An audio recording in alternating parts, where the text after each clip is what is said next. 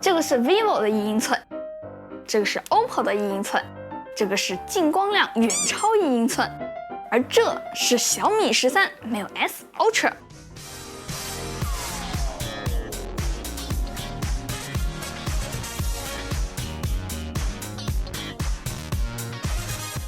先给一直在等13 Ultra 的米粉泼盆温水哦，这不是一台适合大部分人的手机。它给我的感觉是背后的设计团队可能一开始就没有想做一台能在市场上走量的手机。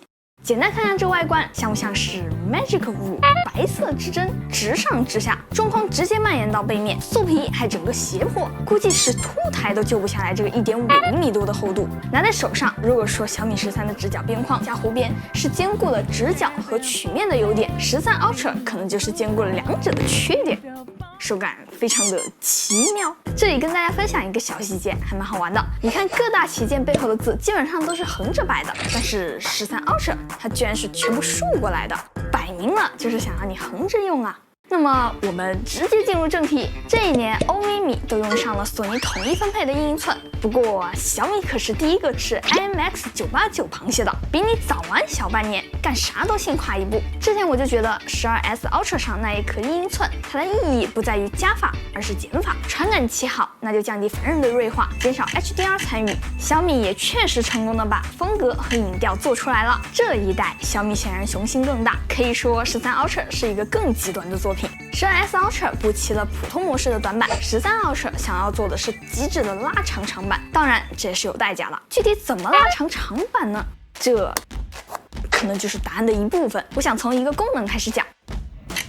街拍模式，你可以在相机更多里面找到它。如果你长按快门，快不快？一瞬间它就完成了亮屏、启动相机、测光，还拍了一张。你也可以在熄屏的时候连按2下音量下键，效果一样。接触过摄影的小伙伴应该接触过，街拍其实是一种很特别的形式，你需要让一张图片讲故事。你可以不要虚化，不要锐化，甚至构图都不是最重要的，真正重要的只有正在发生的故事本身。所以街拍模式的要义只有一个：拍得到。为了真正能捕捉到决定性瞬间，街拍模式干脆给了近、中、远3种对焦距离。比如说想要拍这种比较远的，直接设置一个远距离模式，看对焦尺能看到啊，大概从2米到无限远的地方都是清晰的，只管拍就是了。拨一拨手柄就能切换不同的视角。果然啊，1英寸就是为所欲为啊，踩起来都不带心疼的。而且在这个模式里面，你的设置都会被保存下来，就有点像我以前出去扫街的时候，其实参数早就已经固定好了。那电光火石之间哪有时间给你调哦？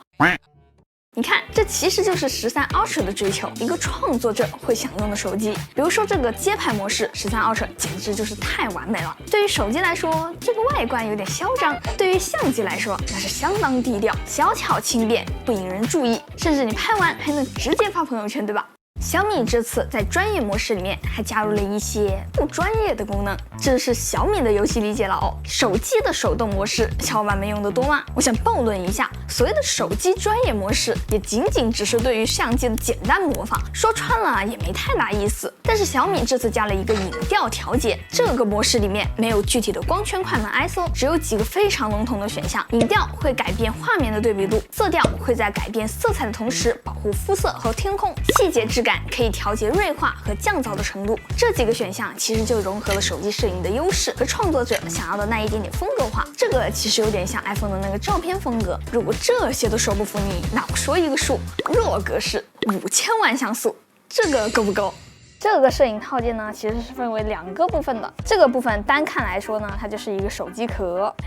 这个呢就是这个套件的精髓所在了。我把它这样子一组合，然后把这里这样子一锁上，嘚嘚，我看谁还说这是一台手机。你看它横着放就像是一台相机，但是立起来之后呢，它就像是一个大哥大哦，还插根天线。不过这个套件我觉得它有点纠结，带上它13 Ultra 就可以变成一个卡片机，手感贼棒，半按对焦，按下拍照，这种确认感那可不是一般的手机能比的。甚至这个镜头圈其实是一个滤镜卡口，能装上67毫米的相机滤镜，什么偏振、黑柔、星光滤镜那都轻轻松松，甚至它还能拆下来，这样的手柄还能变成快门线遥控拍照。没错，这个模块其实是一个独立模块化的蓝牙的相机手柄。所以它拓展了很多可能性。但是这也就意味着它并不能给手机充电，手机也不能给它供电，所以手柄上面有一个 Type C 是给手柄充电的，而它把手机自己的 C 口挡住了。想象中啊，手柄插上去就能拍照，拆开来就能日用，两手抓两手印。实际上，这个壳子想要去掉手柄，日常使用的话，重心完全不平衡，分分钟就要摔手机。这个滤镜还相当难取啊！你们有没有想过啊，再过5年，镜头就真的这么秃了？如果你想要把这个滤镜拆下来，你需要先把这个转接环给松一松，转到一个卡住不动的位置之后呢，这个时候你捏住滤镜才能转得动，不然你这样转一辈子它都是取不下来的。如果把手柄加上，重心倒是平衡了，还带个握把。手柄这里呢还有一个挂绳孔，不过要提醒一下，这玩意儿稳当是有点稳当的，但是如果你忘了上这个锁，就很容易出事儿。不夸张的说，这就是我今年见过的最好玩的手机配件。要是几个月前把这玩意儿拿到我眼前，我肯定觉得你在跟我整活。现在呢，我觉得这活儿整得挺好。这时候你看它的外观，你把它理解成一台相机之后，好家伙，那这倒是防滑设计了。那这个时候可能就会有小伙伴觉得啊，那这还能叫手机吗？不能。我觉得你还真可以说它不是手机。你看啊，它给手机做散热，居然不是为了啥电竞，而是为了延长4K 60帧的录制时间，佳能都直呼内行。我觉得这些东西都是偏小众的，它没有，也不可能讨好所有人。上一台这么有个性的小米还是 Mix， 就13 Ultra 整的这些活，它就有资格留在小米历史书的 VIP 席里面。如果你用传统的手机的角度去衡量，凭什么解析力这些，你甚至可以理解为建模不大，只是塞进去了很新奇的东西。给大家表演一个 HDR 按钮消失术哦！你看我在这里打开，自动，再把这个关掉。我再想打开的时候它没了，我还得在这里面再打开一次。不开玩笑啊，1英寸还是那个1英寸，但是加了料。看看这是啥？没错，可变光圈。但这个跟阿华那个还是区别很大的。阿华10档可调，小米这个只有 f1.9 和 f4.0 2个档位，其实会更像之前的索尼 Xperia。简单粗暴，这个吹爆的镜组，抗眩光我也试了一下，吊打苹果肯定是没有问题的，但离优秀其实还是有一点点差距的。蔡司才是唯一的真神，暂时的。咱们都知道，安卓手机的多镜头一致性一直做得一般，但是这一次小米非常自信哦，还在发布会前单独预热了这个手机的一致性，但结果有点意外啊！我用手里手机的不同焦段拍了几张照片，把它们叠在一起，应该能看出来一致性。这4张是我用13 Ultra 拍出来的照片，这3张是 Find X6 Pro， 这3张是 iPhone， 怎么好像差点意思呢？好在这几个小巨人的画质是真的不错，跟隔壁没有副摄的机子打得难舍难分，尤其是超广角，不仅视野广，夜景居然还能干过766。如果抛开影像不谈，这相机运行的可是米歪，嘿嘿。你看这个人像模式，一进去，我这是啥焦段？不清楚，咋调焦段也不清楚。结果你还是得在左边这个没有任何引导的箭头里面点开选择全身模式，才可以调用主摄。简单一点不好吗？然后就是这个变焦环，新设计，手感我觉得特别好，配合震动，像是那种老保险箱的锁，刻度有一喵喵的磁吸效果，能精准的停在那几个复式的焦段。但是它是怎么精准的做到每次都七歪的啊喂？还有屏幕的 HDR 显示，这个其实大厂们陆陆续续都跟进了。小米这个乍一看确实不错，亮部也确实能亮，但如果我们转过来，它就会先按一下，然后再切回来，多少带点离谱了。